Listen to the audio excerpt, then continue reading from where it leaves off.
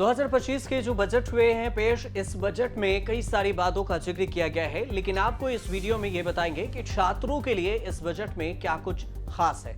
जिसके घर पे मीटर की रीडिंग 600 से कम है उसको बिजली का बिल 0 आएगा। मेरा बिजली ਦਾ ਬਿੱਲ ਪਹਿਲਾਂ 1 ਸਾਲ ਪਹਿਲਾਂ ਆਵਾ ਤਾਂ ਤੇ ਹੁਣ ਵੀ 1 ਸਾਲ ਹੋ ਗਿਆ ਵੀ ਆਂਦਾ ਨਹੀਂ ਹੈਗਾ। ਜਦ ਆਹ ਭਗਵੰਤ ਮਾਨ ਦੀ ਸਰਕਾਰ ਬਣੀ ਆ ਜੀ।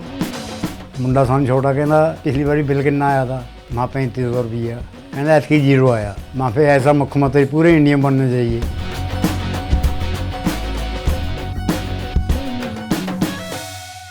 छात्रों के लिए क्या कुछ नए स्कीम की घोषणा की गई है, साथ में ये बताने से पहले आपको ये भी बता दें कि जो छात्र विदेश में पढ़ना चाहते हैं या पढ़ रहे हैं उनके लिए इस बार भारी डिस्काउंट दिया गया है, मतलब छूट मिली है। ये छूट मिली है टैक्स को लेकर, जिसे TCS के नाम से भी जानते हैं। जब आप अगर विदेश में पढ़ रहे हैं या फिर सोच रहे हैं तो ये समझ लीजिए कि TCS के तहत आपको अब तक टैक्स देनी होती थी, और इसके अगर देखें तो ये होता है कलेक्टेड एट अ सोर्स। जो टैक्स है उसको TCS कहा जाता है, और इसमें जो अभी छात्र जो विदेश में पढ़ रहे होते हैं उनको देना पड़ता था। इसमें टैक्स की बात करें तो 7 लाख से कम में 0.5% आपको पेमेंट टैक्स के रूप में देनी होती थी, और इसके अलावा जो 7 लाख से ऊपर के छात्र जिनको देना होता था उन्हें 5% TCS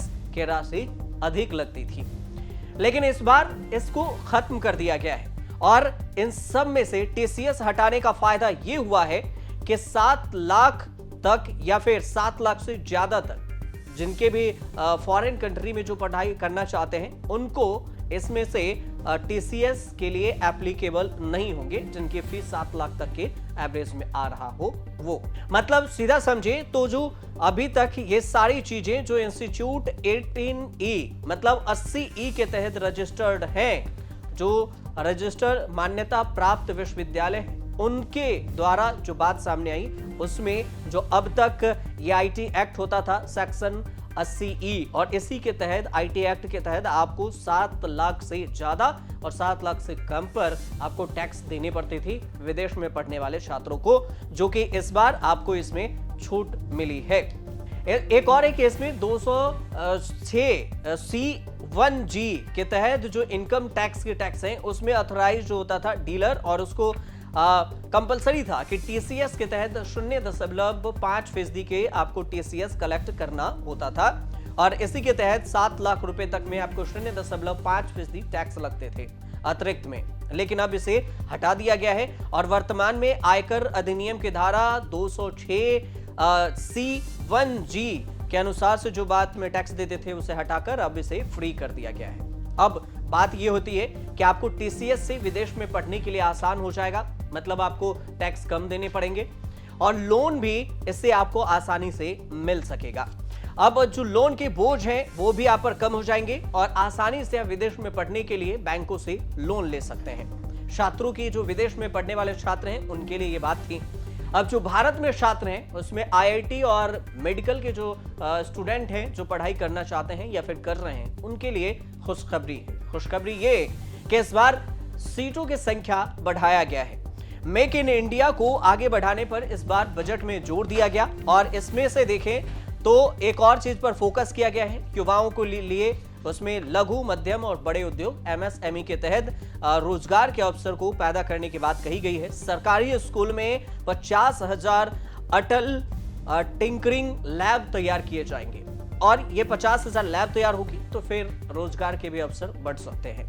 इसके अलावा सरकारी माध्यमिक स्कूल में जो प्राथमिक स्वास्थ्य केंद्र है उस पर भी ब्रॉडबैंड कनेक्टिविटी की बात कही गई है कि ब्रॉडबैंड कनेक्टिविटी इसमें बढ़ाया जाएगा, स्कूलों को दी जाएगी। इसके अलावा एक और जो खास चीजें हैं जो इस बार के बजट में जोड़ा गया है वो है डिजिटल रूप से आपको भारतीय भाषाओं का ज्ञान अब डिजिटल रूप से मिल सकती है, मतलब लैंग्वेज के जो बुक है वो आपको डिजिटली अवेलेबल हो जाएंगे। दूसरी तरफ 500 करोड़ रुपए के AI सेंटर स्थापित किए जाएंगे। ये ऐसा पहली बार हो रहा है कि AI टेक्नोलॉजी को बढ़ावा देने के लिए 500 सेंटर सरकार ने बोला है कि हम इसे बनाएंगे। अब इसमें 500 सेंटर में इसके लिए लागत भी है और इसमें कहा गया है कि हम करीब 500 सेंटर में एआई के जो एक्सीलेंस फॉर स्किलिंग है उसको भी नेशनल लेवल पर हम आगे बढ़ाएंगे और एक्सपर्ट के द्वारा ट्रेनिंग दी जाएगी।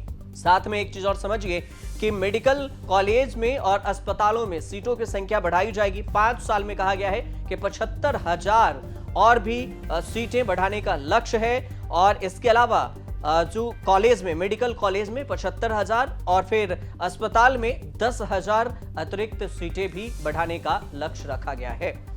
5 साल के अंदर स्कूलों में 50,000 अटल टिंकरिंग लैब की बात हो रही थी, ये भी होगा, सीटें भी बढ़ेगी। इसके अलावा जो बात कही गई है कि 5 साल में कौशल युवाओं के लिए भी लैब एक ट्रेनिंग सेंटर खोला जाएगा और इसे एआई टेक्नोलॉजी पर आधारित की जाएगी।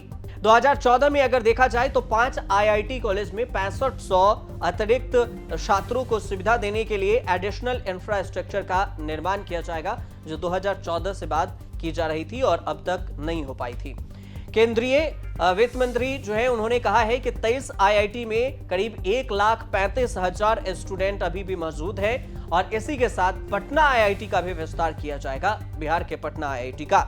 एआई पर 500 करोड़ रुपए का ऐलान है कि एआई पर हम 500 करोड़ रुपए खर्च करेंगे और फिर इसके लिए सेंटर बनाएंगे, एआई एक्सेलेंस सेंटर स्थापित किए जाएंगे और 75,000 सीटें हैं। तो कुल मिलाकर अगर देखा जाए तो डिजिटल रूप से भाषाएं, स्कूल, जो मेडिकल कॉलेज हैं उसके लिए सीट, टीसीएस जो विदेश में छात्र पढ़ रहे हैं उनके लिए टैक्स में कटौती, मतलब टैक्स नहीं लगेगा, और दूसरा आईआईटी में जो छात्र हैं उनके लिए कई आईआईटी सेंटरों को बढ़ाया जाएगा, तो कई पर सीटों की भी बढ़ोतरी कही गई है।